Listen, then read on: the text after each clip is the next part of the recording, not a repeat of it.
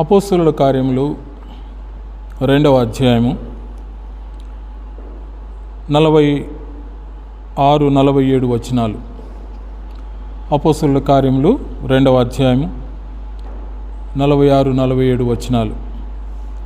మరియు వారు ఏక మనస్కులై ప్రతిదినము దేవాలయములో తప్పక కూడుకొనుచు, ఇంటింట రొట్టె విరుచుచు, దేవుని స్తుతించుచు, ప్రజలందరి ఎడల దయ పొందిన వారై ఆనందముతోనూ నిష్కపటమైన హృదయముతోనూ ఆహారము పుచ్చుకొనుచుండిరి. మరియు ప్రభువు రక్షణ పొందుతున్న వారిని అనుదినము వారితో చేర్చుచుండెను. దేవునికి మహిమ కలుగునుగాక. క్రీస్తునందు ప్రియమైన దేవుని ప్రజలారా, దేవుని సంగమ,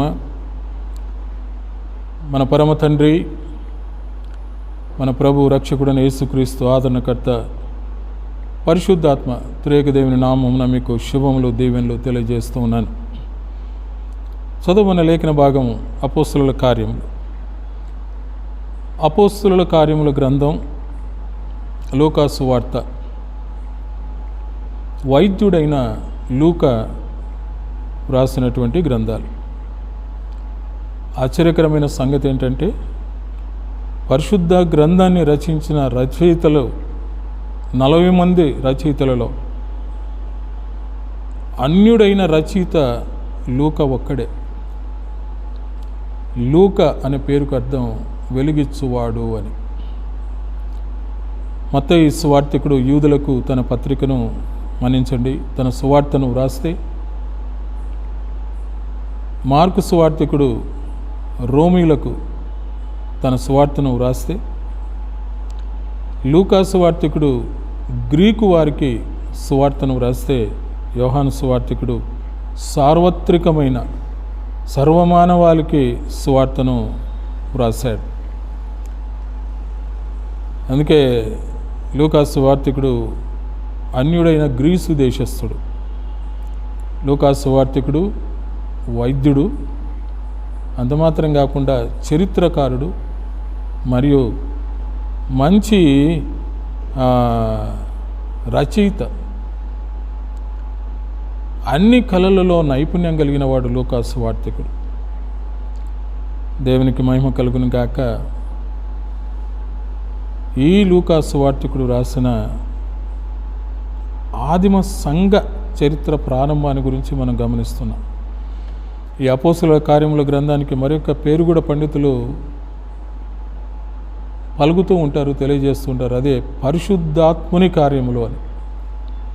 పరిశుద్ధాత్ముడు అపోస్తలుల ద్వారా జరిగించిన కార్యముల గ్రంథం అపోస్తలుల కార్యములు. ఇందులో ఆదిమ సంఘం యొక్క ప్రారంభాన్ని గమనిస్తున్నాం మనం. ప్రభు పునరుద్ధానుడైన తర్వాత వారు ప్రభు కొరకు కనిపెట్టుకుంటూ 50వ దినమున ఒక గదిలో ఉన్నప్పుడు పరిశుద్ధాత్ముడు వారిని పరిశుద్ధాత్మ చేత వారు నింపబడ్డప్పుడు జరిగిన సంఘటన అంతా కూడా సందర్భం మనకు బాగా తెలుసు. సంఘం చిన్నగా విస్తరిస్తోంది. విస్తరిస్తున్న సంఘంలో జరిగినటువంటి కార్యాలే ఆదిమ సంఘం యొక్క అభివృద్ధి, విస్తరణ మనం ఇక్కడ గమనిస్తున్నాం. మానవుల తలంపుల చేత, మానవ ప్రయత్నాల చేత కాదు, కానీ పరిశుద్ధాత్మ చేత సంఘం విస్తరిస్తుంది. ఆ ఆదిమ సంఘంలో ఉన్న మాదిరికరమైన స్థితి ఏంటంటే, వారు అపోస్తలుల బోధ యందును, సహవాసమందును, రొట్టె విరుచుట యందును, ప్రార్థన చేయుట యందును ఎడతెగక ఉండిరి అని 2వ అధ్యాయము 42వ వచనం. దానికి అనుబంధమే నేను చదివినటువంటి 46-47 వచనాలు. సో ఈ కార్యములను చేస్తూ ఉండగా ప్రభు సంఘాన్ని విస్తరింపజేస్తూ ఉన్నాడు. అందుకే ఆదిమ సంఘంలో ఉన్న మాదిరికరమైన సంఘాలను నేను మీ ముందు ఉంచుతూ ఉన్నాను.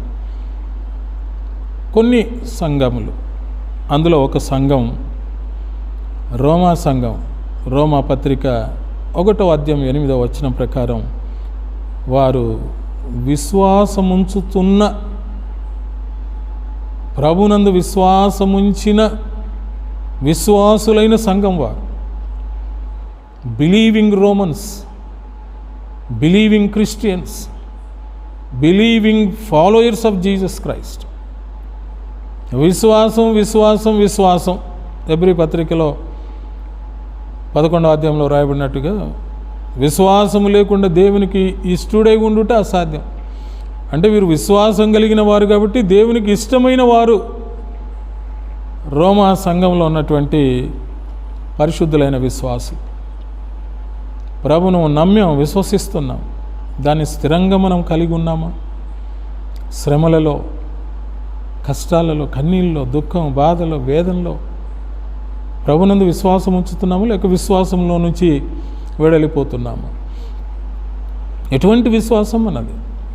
ఆనాడు శిష్యులను యేసుప్రభు వారించినట్టు, అల్ప విశ్వాసులారా, విశ్వాసము లేని తరము వారులారా, లేకపోతే శతాధిపతి కలిగి ఉన్నటువంటి విశ్వాసం.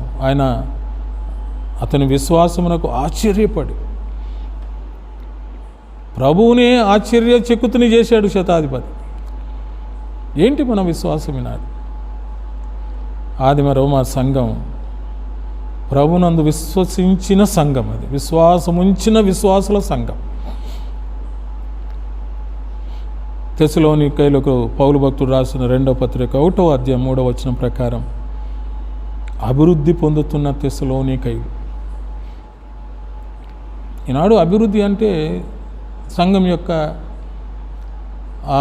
స్ట్రక్చర్, సంఘానికి వచ్చేటువంటి ప్రజల సమూహం.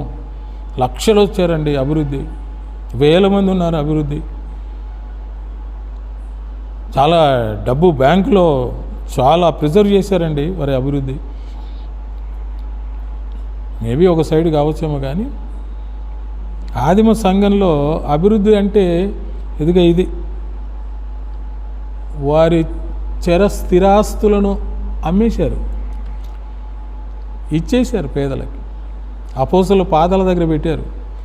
వారికి కలిగి ఉన్నది ఇచ్చేశారు, అందుకే అభివృద్ధి. వారిది ప్రభువుకి ఇచ్చారు కనుక ప్రభు వారికి కావాల్సినంత ఇచ్చేశాడు. ఏంటి? అందుకే యేసుప్రభు అన్నాడు కదా, పరలోకముందు మీ కొరకు ధనము సిద్ధపరచుకొనుడి అని. అది చేశారు ఆదిమ సంఘస్థులు. ఈనాడు అభివృద్ధి పొందుతున్న సంఘాలు ధనమును బట్టి కాకుండా, సంఖ్యాబలమును బట్టి కాకుండా, స్ట్రక్చరల్ బిల్డింగ్లు బట్టి కాకుండా, ప్రభు కృప మీద అభివృద్ధి పొందే తెస్సలోనికై సంఘంలాగా ఉండునుగాక. ఆ సంఘములు ప్రభువునందు, అది ప్రోగ్రెస్ ఇన్ క్రైస్ట్. అందుకే ప్రోగ్రెసివ్ తెస్సలోనియన్స్. ప్రభువునందు అభివృద్ధి పొందుతున్న ఆదిమ సంఘము తెస్సలోనికై సంఘం. 3వ సంఘం ఒబీడియంట్ చర్చ్. ఏది? ఫిలిప్పీ పత్రిక 2:12. వారు విధేయులైన వారు. ఘనతకు ముందు విధేయత, పడిపోవటకు ముందు అహంకారం.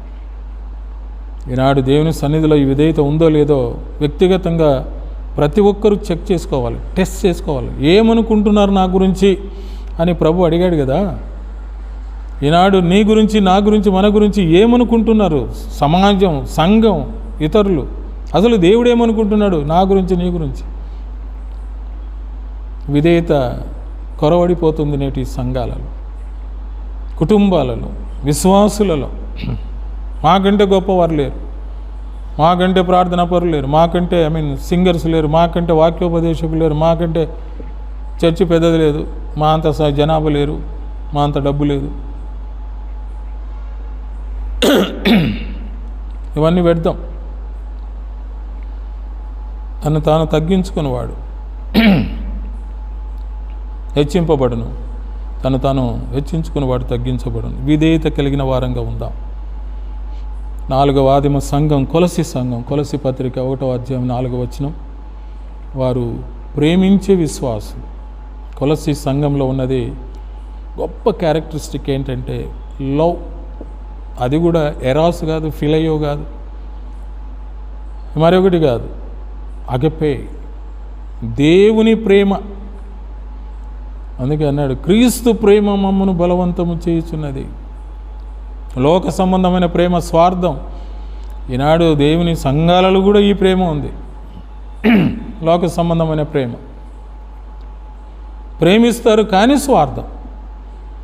మేము ఇస్తాం, మాకేమొస్తుంది, అది నేను ఈ కార్యం మాకేంటి. ఈనాడు సంఘాలలో కూడా ఈ పని చేస్తామండి, మాకేంటి లాభం, అది కాదు.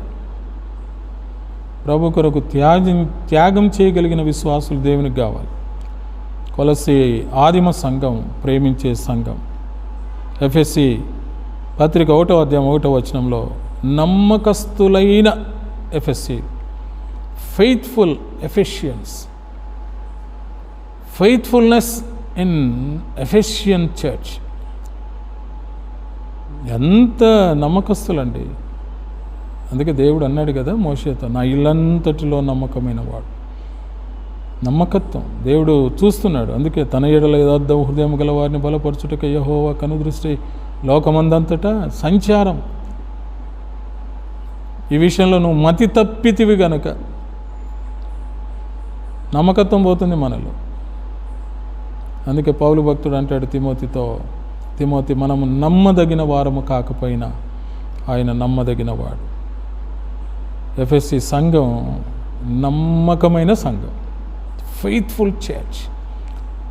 ఆదిమ సంఘం దేవుడు ఎఫెసీ పట్టణంలో నమ్మకత్వాన్ని చూశాడు విశ్వాసులలో. ఇంకొక సంఘం ఉంది, కొరింథీయులకు రాసిన మొదటి పత్రిక 3వ అధ్యాయం 3వ వచనంలో. కొరింథీ సంఘం, ఆదిమ సంఘం శరీర సంబంధులైన కొరింథీయులు, కార్నల్ కొరింథియన్స్. అంత వరల్డ్ డిజైర్స్, లోక సంబంధమైన ఆశల చేత నింపబడిన సంఘం ఇది. అసలు దేవుడు మనల్ని లోకంలో నుండి పిలిచాడు. లోకంలో నుండి దేనికి పిలిచాడంటే పరిశుద్ధత కొరకు, ఆయన రక్షణ కొరకు, ఆయనను ప్రేమించడానికి, ఆయనతో సహవాసం. కానీ లోకాన్ని తీసుకొని వచ్చేసారు ఈనాడు. లోకం నుంచి వస్తూనే లోకాన్ని సంఘంలోనికి తెచ్చిపెట్టేశారు. అందుకే సంఘం లోకము చేత నింపబడింది. ఆదిమ సంఘంలో కొరింథీ పట్టణంలోనికి ఈ శరీర సంబంధులైన వారు ప్రవేశించారు. శరీర కార్యంలో స్పష్టమై ఉన్నవి ఇంకా సుమారుగా చెప్పాడు పౌలు భక్తుడు గలతీ పత్రికలు. జాగ్రత్త మరి.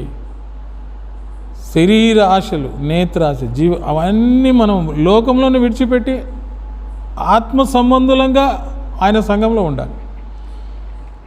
కొరింథీ సంఘం శరీర సంబంధమైన సంఘం.